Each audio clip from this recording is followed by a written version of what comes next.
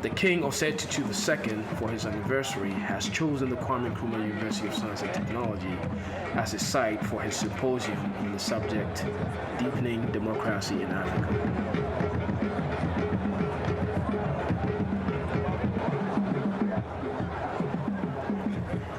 How effective would chieftaincy have been as the instrument of governance? Some have asked.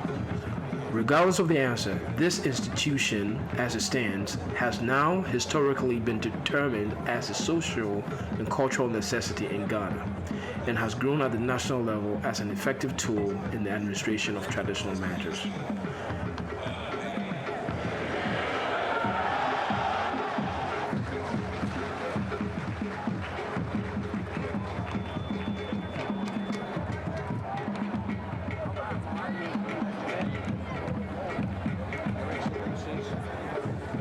Excellencies, distinguished guests, our future leaders.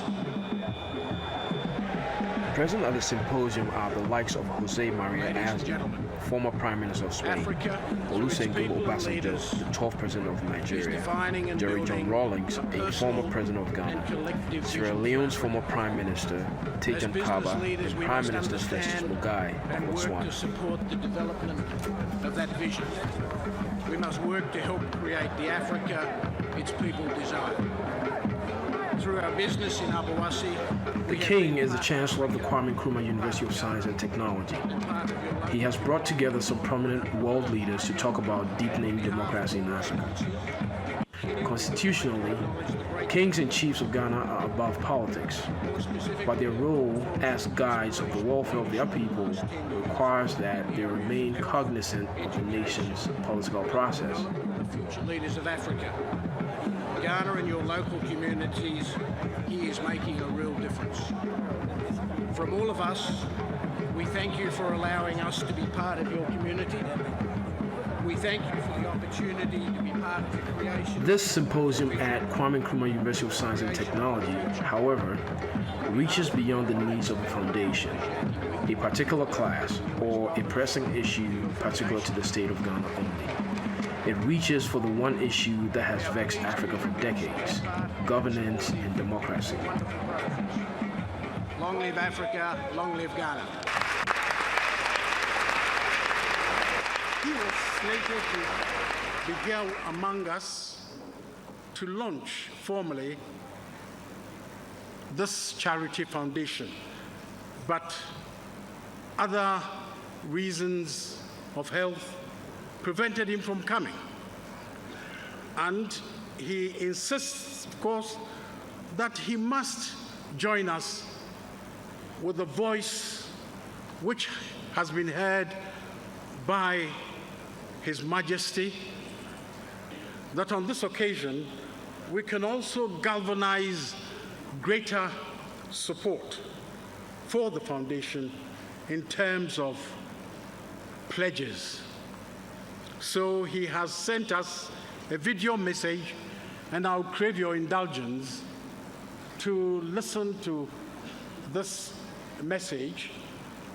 Please hear the message from Mr. Jim Foster. I would really have loved to have been there, but I'm afraid that events related to the international economy and to my work in the World Bank Group, now finished but still continuing in some ways, is the reason that I cannot be with you. But I am, by this miracle of modern technology, able to pass a message to you which I am more than delighted to be able to do.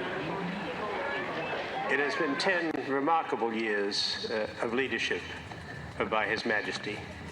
10 years in which we've seen him devote himself to the needs of his peoples throughout Africa, but particularly, of course, in Ghana.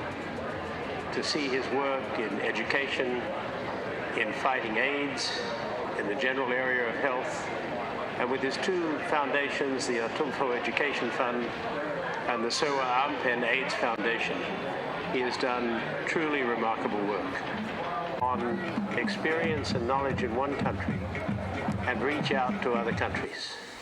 Africa is the continent that is perhaps the most challenging with less than 1 billion people today, by 2050, the continent will have 2 billion people, almost 25% of the world's population. And it'll have an average per capita income at that date of $1,700 per capita, compared to the $700 or $800 per day today. But that per capita income is still going to be significantly behind the rest of the world. At the time that Africa has $1,700, China and India will have $40,000 per capita. And it is necessary for all of us to recognize that we will not have a stable Africa unless now we can take initiatives to work on education, on health, on business development throughout the continent. And so this new effort by His Majesty to create a center that can bring together the knowledge and experience in this country and elsewhere and serve as a beacon of light to the rest of Africa, that this initiative is something that we should all support. But it is really important that all of us on this occasion of this 10th anniversary rededicate ourselves not just as personal friends of His Majesty, but as supporters of the activities which he holds dear and which give him the position that he has in African society, one of leadership, one of integrity, and one of looking forward to meet the challenges of this great continent. He and his wife and family are to be congratulated today. And the best way that we can do that is to offer him support for the next decade and beyond. My dear friend Otumfo, thank you for allowing me to speak. I send you and your family, on behalf of Elaine and myself, our love and greetings, and we wish you many, many more years in your reign on the stool of your country. Your Excellencies, Akwaba, welcome to It is partly the nature of this kinship institution, and especially the personality of the Otumfo himself, that have attracted so many guests and subjects to the city of Kumasi. The pomp and festivities surrounding the occasion will add another reason for the tourist. For example, in 1984, there were only 4 African countries in Africa that held multi-party elections. Today, many African countries on the continent have held multi-party elections. But do multi-party elections alone denote democracy? To this day, there are strands within Ghana that informs us of the grip that traditional kinship has on the mind of the Asante. These strands, from the same source, provide cohesiveness to Asante thinking and beliefs, as well as offer a pedestal for the adoration of their king. Which resulted in a runoff and was internationally regarded as peaceful, free and fair, bode well for Africa. It evokes the hope that a true democratic culture and tradition would one day take hold in Africa. I'm a firm believer that we shall get to that promised land, but to make sure that such a democratic culture takes place, there's here some few suggestions that... A lawyer by training, discipline and profession, and is supported by an equally intellectually and professionally competent lady. Thank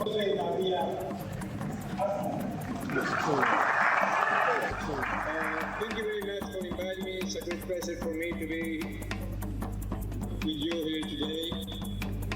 And it's a very great opportunity for me to congratulate Her Majesty for this 10th anniversary, and congratulate Her Majesty for this wonderful initiative to create this foundation in favor of the people. We need to congratulate the organizer of this conference for choosing such an important topic of debate, because most African nations need and deserve faster economic and social development, and that requires important efforts, addresses, and deepening their democracies. And I am very happy as well, Your Majesty, to have the opportunity to look the Spanish flag in commemoration of your 10th anniversary. It's the institutional change and structural reforms that every country must undertake in order to move forward and progress. Africa, in my view, is no exception. 30 years ago, when we talked about poverty around the world, our eyes turned towards Asia. Today, when we talk about this, we are undoubtedly referring to Africa, or at least to a large part of African countries. This is a consequence of a lack of political leadership, of a lack of vision, an approach that plays narrow sectorial interests before those mean for the general good. Without a healthy democracy, individual freedom, liberty, and property rights are not secure. A healthy democracy and institutional stability are required to ensure both development and individual freedom and stability. I would like to underline this message as clearly and forcefully as possible. Combine it with free trade, Africa needs, above all else, institutional stability. Africa improve because the world needs Africa, Africa needs the world. And I think we, Spaniards, and we, the members of this, the citizens of this wonderful country, can do together a lot of things. Thank you very much, and good luck.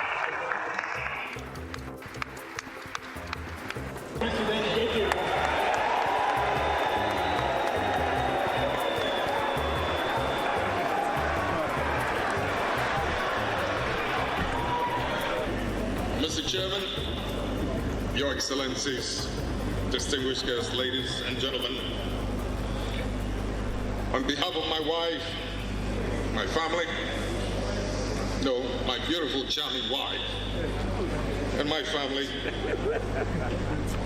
I'd like to express how honored we are to be taking part in events marking the 10th anniversary of the installation of Otumfuo Osei as Asantehene.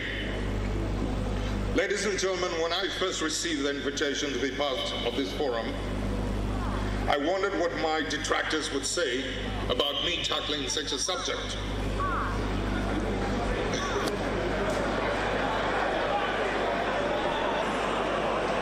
Ladies and gentlemen, it has become fashionable by select few who have unfettered access to the media to tag me and a few of my colleagues as serial coup makers with no democratic credentials whatsoever.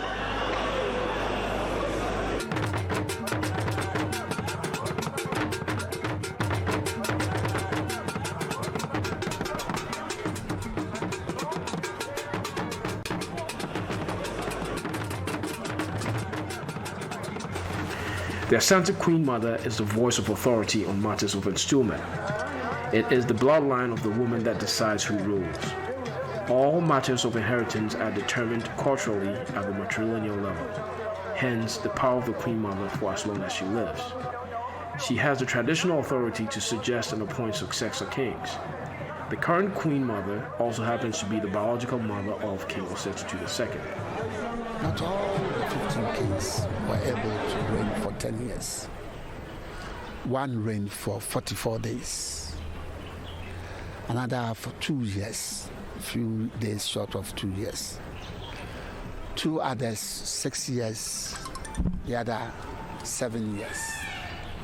Because it's been 10 years of progress, stability, and comparative prosperity, at least within the kingdom, and of course, Ghana generally.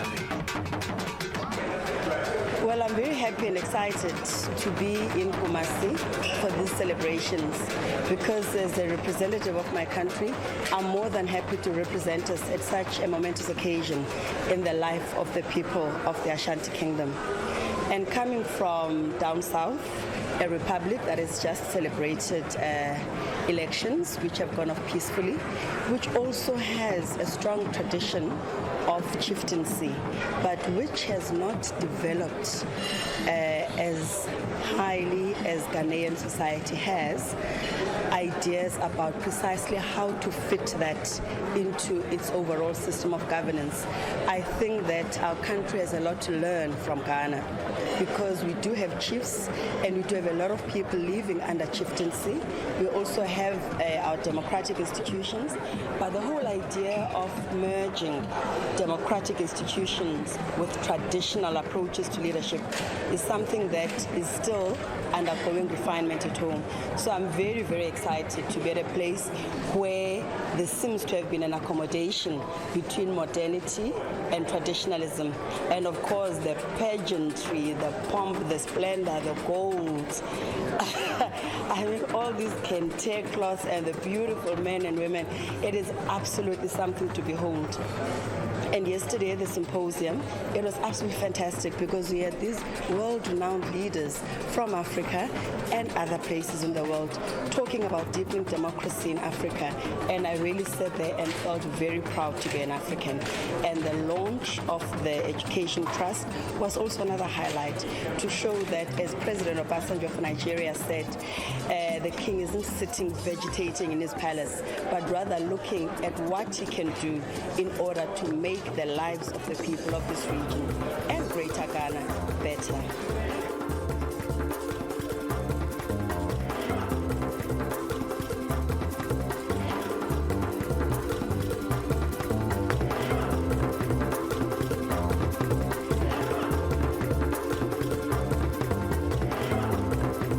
Seating within the stadium is scarce, but for this crowd it doesn't matter.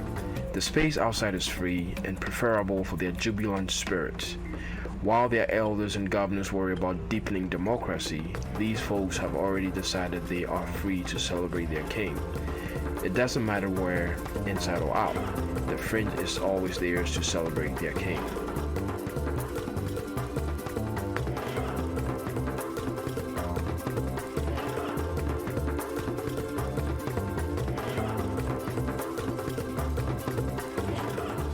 It's been 10 years of, as the theme of the celebration says, inspirational leadership, peace, and progress.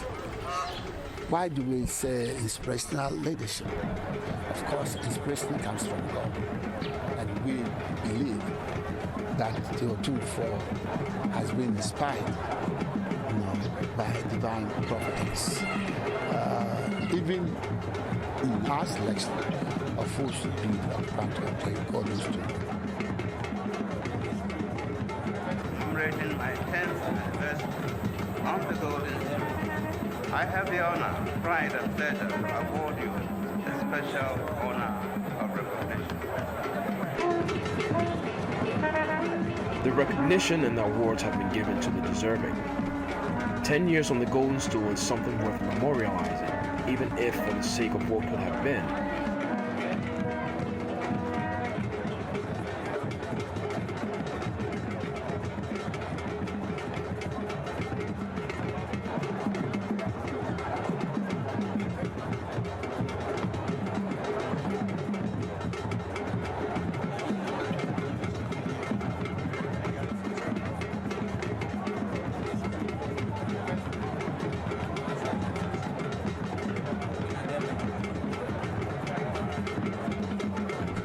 The President of Ghana, the political leader and head of state of the nation, is here to congratulate the king. The presence of the President of Ghana at an occasion like this raises a constitutional question. Who comes first, President or king? Substantively, the Constitution recognizes the President as the foremost leader of the nation. But the best explanation is offered by another king, and a constitutional lawyer, King Takiteria III of the Ghana state, who put it aptly that historically the British took power from the chiefs but forgot at the time of independence and gave it back to political leaders. Very successful.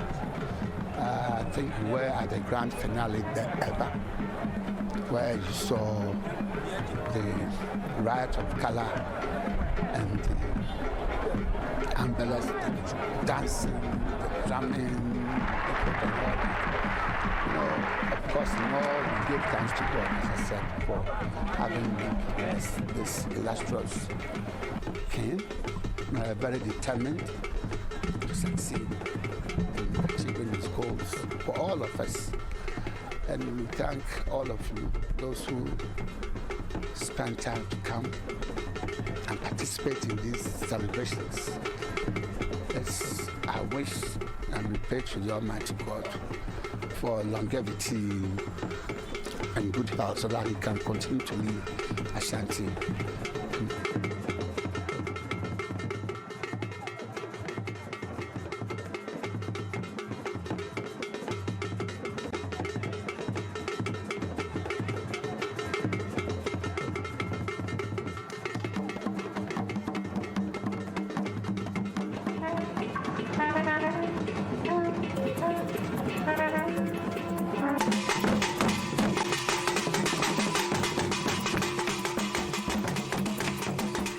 10 years from the Golden Stool is something worth memorializing, even if for the sake of what could have been had the British not interfered. 10 years of the king's life on the throne is worth celebrating, and more so if he happens to be loved by his people as this king is. There have been monarchs, and there are still monarchs worldwide, but the Asante king is one of the few true monarchs left in the world today. Long live the king, long live Asantehene II.